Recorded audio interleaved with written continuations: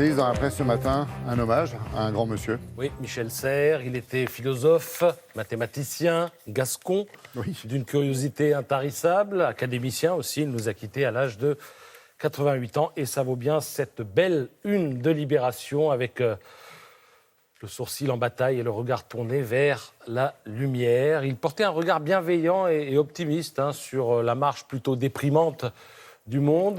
Ce qui faisait du bien, c'était sa capacité finalement à vulgariser. C'était un intellectuel populaire, et ça fait du bien, qui ne s'écoutait pas trop parler. La une fait un peu guerre des étoiles quand même, oui. La photo. C'est-à-dire que quand on l'écoutait, on était plus intelligent juste après que juste avant. C'était systématique. Voilà. Alors, il faut se souvenir de ce qu'il disait. Pour être philosophe, il faut voyager, ce que nous dit Libération ce matin. Et à propos de la langue, il avait un discours précis et qui est intéressant en ces temps où les réseaux sociaux nous montrent que l'orthographe et la grammaire se perdent. Il parlait de la crise des langues et il disait « Nous vivons aujourd'hui une crise aiguë des langues. Jadis tenue pour trésor, elle tombe en mésestime. Chacun saccage la sienne comme on a fait de la terre. Comme on l'a fait de la terre. » Pardon, j'ai un chat dans la gorge. Voilà, je reprends. Un bobtail même. Pour la verve du récit et le goût du mot propre, j'ai plutôt perdu en passant de l'agriculture à l'université où sévissent les langues de bois. Voilà ce qu'il disait Michel Serres. Alors, sa volonté de défendre la langue française pouvait le conduire aussi à polémiquer. Il y a plus de mots anglais sur les murs de Paris qu'il n'y avait de mots allemands durant l'occupation, disait-il. Vous lirez ça ce matin dans le Figaro. Et à ceux qui ont peur du progrès, il opposait son ironie. Il disait « Ah, que nous fûmes heureux dans notre cabane, quel bonheur!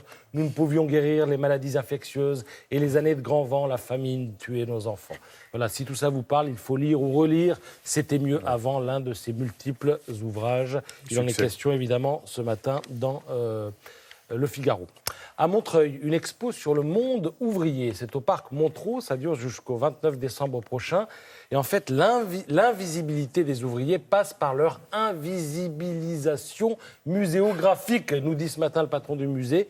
Et il fallait remédier à tout ça, et c'est le cas avec ses aquarelles, ses affiches, ses photos, où une large place, évidemment, est accordée aux années 70 et aux mouvements sociaux qui les ont marqués. Mais il n'y a pas que ça, il y a aussi les ouvrières qui étaient à l'usine en 14-18, quand les hommes étaient au front. Il y a aussi évidemment le Front populaire en 1936, et puis il y a 1968. J'apprends en lisant l'Humanité que le premier député ouvrier s'appelait Christophe Thivrier.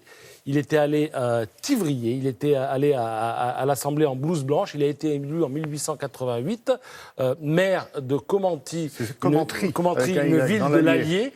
Et l'année suivante, il a laissé tomber son mandat de maire pour Première ville socialiste. Oui, il est considéré comme le premier maire socialiste du monde. Absolument. Et l'année suivante, en 89, il a été élu à l'Assemblée. Il s'est pointé en blouse bleu. Et d'ailleurs, les huissiers lui ont dit qu'il va falloir les enlever. Il a dit quand le curé enlèvera sa soutane et quand le général enlèvera son uniforme, moi j'enlèverai ma blouse. Et du coup, il l'a gardée. Je voudrais juste terminer 10 secondes pour parler des missions locales d'insertion. Une journée de mobilisation aujourd'hui, certaines d'entre elles vont se rendre devant le ministère du Travail parce que l'État réduit les moyens des missions locales qui sont pourtant extrêmement précieuses car elles informent, elles conseillent et elles accompagnent les jeunes qui sont souvent déboussolés au carrefour de l'orientation.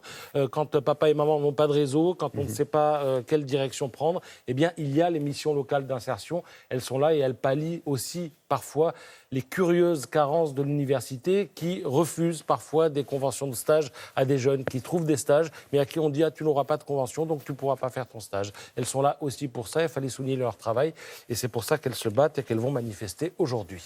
Merci beaucoup Patrice. Allez.